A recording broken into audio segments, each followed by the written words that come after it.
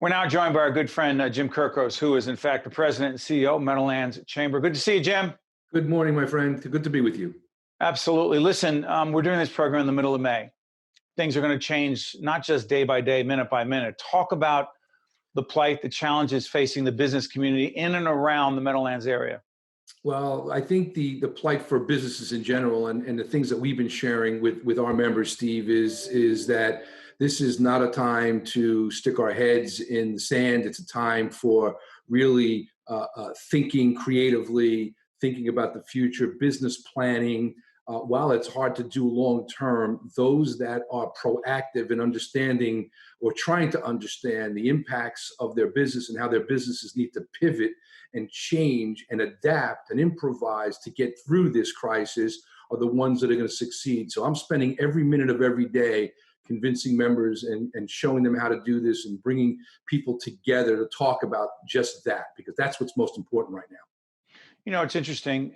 As we do this program, the debate, the discussion goes on in Congress, between Congress, not just within Congress, but Congress and the White House.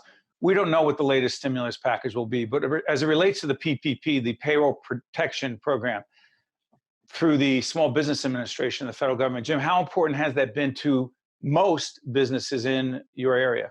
Well, so people jumped at the opportunity to do PPP because it seemed like an opportunity to potentially get some free money and get some stimulus and really help them.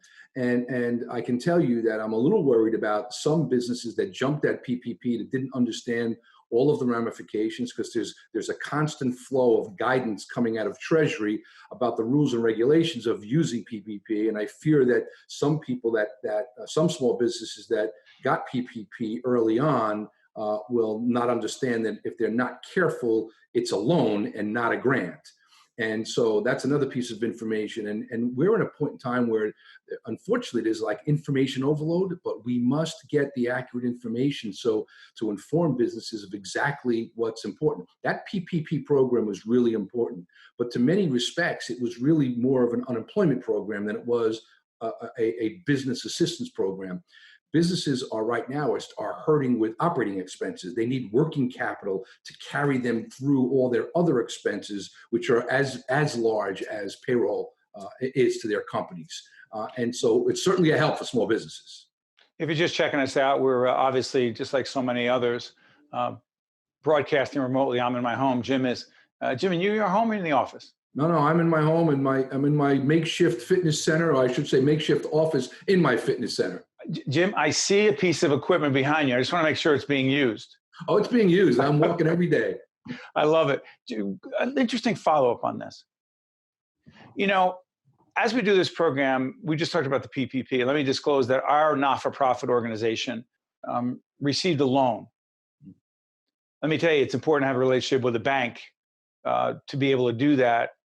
But I will also tell you, Jim's right about those rules, and go on the Small Business Administration website to find out exactly what those rules are, what you can and cannot use that money for. And if you use it for certain things, you're gonna have to pay it back. And anyone who thinks it's a quote gift, and I'm not here to do commentary, but it's not just a gift of money from the federal government. It is a loan to be used for very specific purposes. Jim, follow up on this. The role of innovation and technology in moving forward to this thing called the new normal in the age of COVID-19. What is innovation, technology, or how much of it is it driving it? No, innovation. As we talk on Zoom. Yeah, listen, innovation and technology is going to transform businesses. You know, what we're doing right now isn't new. It's been out a long time. We're just all learning how to use it. And we're learning how to adapt and become proficient at this virtual conversation and from networking and teamwork and even my entire office is remote. We've been remote for a month and a half, and I suspect that we'll be remote maybe through the end of June. And we're functioning. We're producing webinars like this. Yes. We're producing virtual networking. We're disseminating information, and we're doing team meetings twice a day, and we're becoming pretty good at it. And so different technologies will really help us shape. There is most definitely a new normal, Steve. We're not snapping back to the way things were 7 or 8 weeks ago. There's going to be a lot of listen, I think there's new opportunities for businesses, but it's a new way of thinking. It's a new way of doing business, and innovation and technology is going to be a big part of it. Interesting question, but I got about a minute left with Jim Kirkos. By the way, go on their website. Jim, your website over there is www.meadowlands.org. check that out. And by the way, we have a media collaboration with Jim and the folks over at the Meadowlands Chamber. But I want to follow up on this point in the minute we have left. I'm curious, Jim, for small businesses who are struggling trying to navigate the government, state government, federal government, the New Jersey EDA has a program. The federal government has all kinds of programs. How complicated is that aspect of business life today?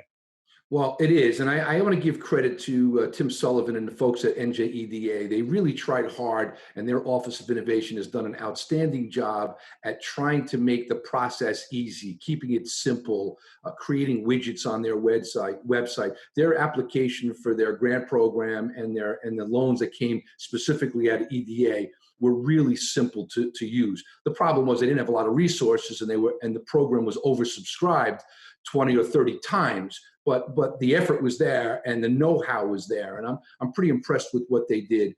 I think the small businesses need to look to organizations like mine and other business organizations and other chambers of commerce that can disseminate that information to those small businesses and help them understand the nuances of the financing and support that's available. One more, Jim. Reading an article in the New York Times the other day that talked about how more and more people are going to be working from home, even as we move forward and, God willing, a vaccine is found, treatments are found that make sense, that are helpful in fighting COVID-19. As more and more people stay home, do not go to an office building, that has a real potential impact on other businesses who rely on those folks being in office buildings in communities. I think it's going to take some time for confidence of staff and employees to feel like they can come back in that office environment. I think and here's the new normal. I think there's going to be companies that realize that they can work very effectively and efficiently remotely. And then there's going to be some companies that this test that we're going through right now is going to realize that they must have their people in office. I think it's a combination of both, and those businesses will figure that out. Jim Kirkos, who is the president and CEO of Meadowlands Chamber of Commerce. Let me also say he's a board of trustee member of the Caucus Educational Corporation, our not-for-profit production company. Jim, I want to thank you for joining us. Best to you and your family. Stay safe. Be well, my friend. You as well, and thank you for always having me. Appreciate it. You got it. We'll be right back right after this. State of Affairs with Steve Adubato is a production of the Caucus Educational Corporation. Funding has been provided by Delta Dental of New Jersey, TD Bank, New Jersey Sharing Network, the New Jersey Economic Development Authority, the Port Authority of New York and New Jersey, Gibbons PC, Georgian Court University, PSC&G, and by Choose New Jersey. Promotional support provided by ROINJ and by New Jersey Globe.